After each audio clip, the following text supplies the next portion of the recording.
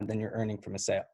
But if you're selling something that can be bought multiple times, which email marketing comes in handy for this, you're not just thinking about that one purchase. You're thinking about a customer's lifetime value, or CLV, which is this chart that you're seeing right now. All of the purchases they will make in the future. You can understand your customer's lifetime value by multiplying their average order by the frequency of the purchase.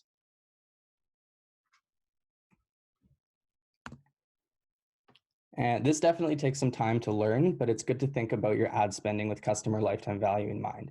You might spend $20 for a conversion, but then if your customer goes on to spend $10 each time they buy from you, and they buy twice a month for 2.5 years, you're not paying $20 each time they buy. You're just paying for that first conversion. So in this example, you would have had to pay $20 to earn $600 from that customer. As you start buying ads, you'll start to get an understanding of your cost per conversion and how much traffic you'll need to get to your site before you get a sale. And this typically takes, it can take a week or it can take a month, but it's just good to get these numbers and see these numbers, which you will, because Google Ads, it shows you a bunch of metrics and you're able to see this quite easily. And these will inform your budgeting decisions. Google recommends starting as low as $5 a day and simply letting the ad run for 30 days to let Google really understand, who the right audience is, and it makes a lot of changes and algorithm changes behind the scenes. So start with $5 and scale as you go. That's a pretty good method of doing it.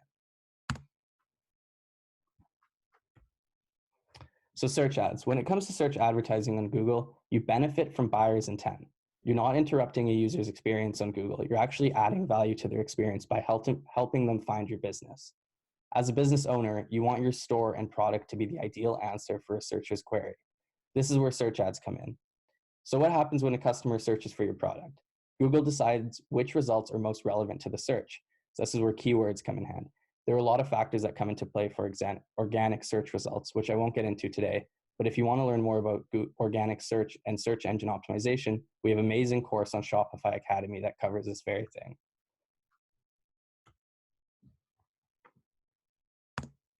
Okay, so paid ad. We're going to focus on paid ads and getting placement above organic search results. With the paid ad search results, you'll see the blue link and description like other organic results, but you'll see a small badge that says ad, as shown here. And this is what telling you it is an ad and it's not an organic search result. Just like organic search results, if your ad shows up to the right person in the right search and they click, Google will continue to serve your ad when someone searches for it. To rank at the top of Google, it considers a number of factors. The most important factor is relevance. If a customer doesn't see your business or product as relevant, they won't click on your ad and you won't pay.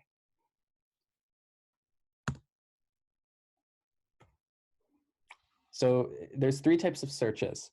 There's the navigational search. When you search Foot Locker, you're almost certainly trying to get to the shoe retailer. This is called a navigational search. You know exactly where you're going. Transactional. A transactional search is the type of search when you're trying to complete an action, but you're not sure where to do it. An example would be buy running shoes. You're not quite sure which running shoe you're going to buy, but this is a general broad search. An informational search, and the last type of searches you're looking for is information. So what's the best insole for a running shoe? Or what's the best type of running shoe? Something like this, something that'll provide an educational stance that will later help you make a purchase. Okay, so a transactional search. Transactional searches are the best opportunity to get your ad in front of the high intent buyers. Rather than searching for a specific retailer, they're searching for a product and using a term like buy, sale, near me, which has recently become a huge one, to demonstrate that they intend to purchase.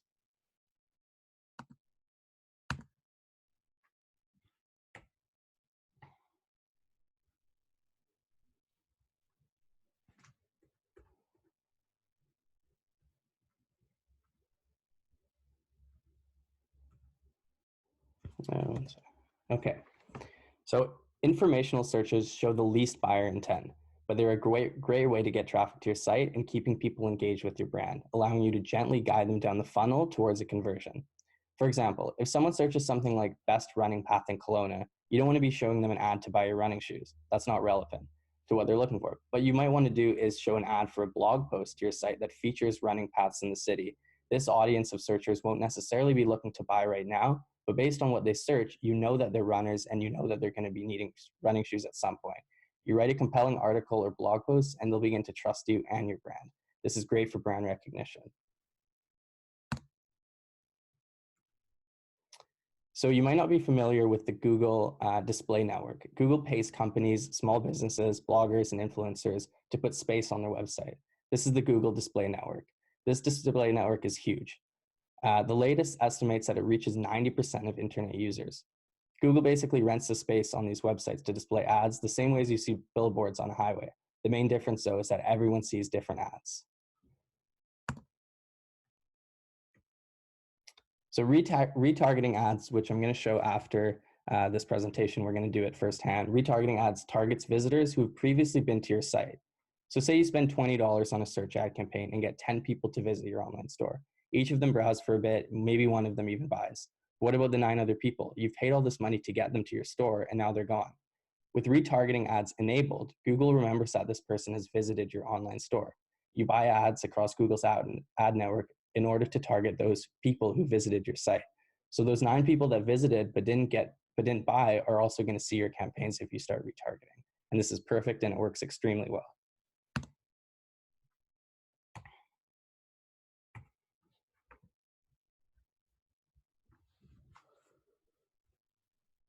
Okay, so display ads are best for retargeting.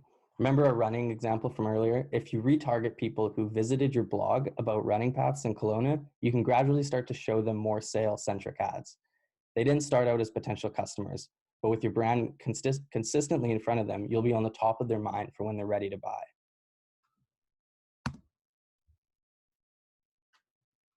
So retargeting ads are powerful for 2 reasons, mainly 2 reasons. Number 1, people who see your brand or your product more than once are more likely to buy from you. Visibility builds trust.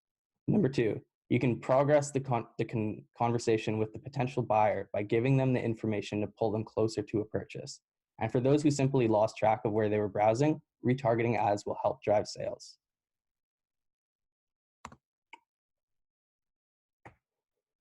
So retargeting strategies. Remember, retargeting ads are shown to people who have already visited your website or people who have added something to the cart but never purchased. So these ads are intended to entice them to come back to your store. So you can actually change the campaign. You can change the caption a little bit to bring them back to your store. Maybe say, hey, I saw you left or something like that, or give them an extra discount code or something to make them come back because you know that they've already been there. So to make your case even more compelling, you can customize the experience based on the exact page someone visited. Now, if you're just starting out, it's a good idea to retarget anyone who's visited your page. When you're ready to invest more into Google Ads, there are 3 strategies we recommend you to test out. Visits to your homepage, which is the first one. Visits to a product page, and abandoned carts. Okay, Google Shopping ads. Google Shopping ads are a massive growth opportunity for your business. According to a recent study, Google Shopping ads drive over 75% of retail search ad and generate more than 85% of clicks from all Google ads. So that's pretty impressive. And this here is an example of a shopping ad. So what exactly are Google Shopping ads? These ads are designed specifically for people searching for products. Rather than showing a blue link at the top of the results, the ad shows images of the product. Google is trying to make the shopping experience more engaging and more realistic. When you look for products, you want to see product photos, not links that you have to click. Google is making an effort to bring all of these relevant results directly to the searcher so they can shop as they would anywhere else if you're at a mall or going to a store. Shopping ads are awesome because they're intuitive for searchers, but they're also extremely easy to set up. You can set up these in your Google Ads Manager manually, or you can save time by using Google Smart Shopping Ads right in your Shopify admin if you guys are using Shopify. So Smart Shopping in Shopify. Shopify added Google Smart Shopping Ads directly inside the admin. So all you have to do is set up the integration, choose your budget, and Google's artificial intelligence does the rest. Once Shopify is integrated with Google, you just set the budget inside Shopify and the artificial intelligence automatically places your ads in search, display, and shopping campaigns. It constantly evaluates your ads, allocating more of your budget to the ones that are more converting. Google will learn your business, the keywords over time, and pull images from your site to run ads on.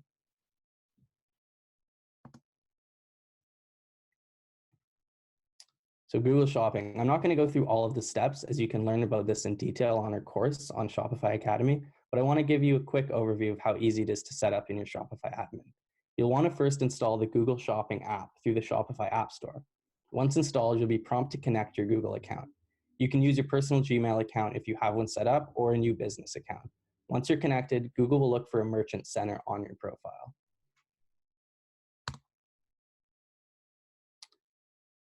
The only thing I want to bring to your attention is that rather than pulling your default product description, you can have Google pull the SEO description instead. With smart shopping ads, you don't have to write your own ads. Google simply pulls information from your product title and descriptions, and it'll make one for you. You'll notice in your product page, you have the opportunity to write an SEO title and description. This is how you title a page that makes sense to Google and for searchers. Your product page might say leather backpack, but your SEO title might be more descriptive, like 100% leather backpack by Outdoor Adventures Incorporated. When you're setting up a Google Shopping ads, you can also set up descriptive titles, which is highly recommended.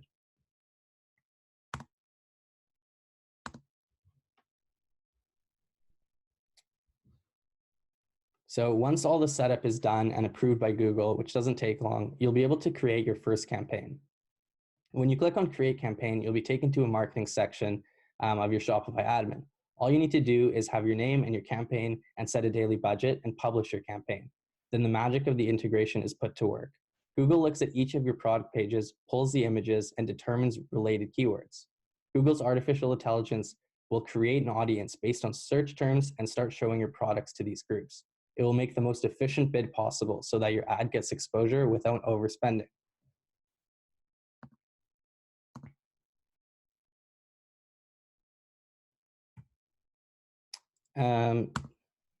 One sec, I think so these are resources mentioned on Google Ads course and SEO course on Academy, free for anyone, not just Shopify merchants.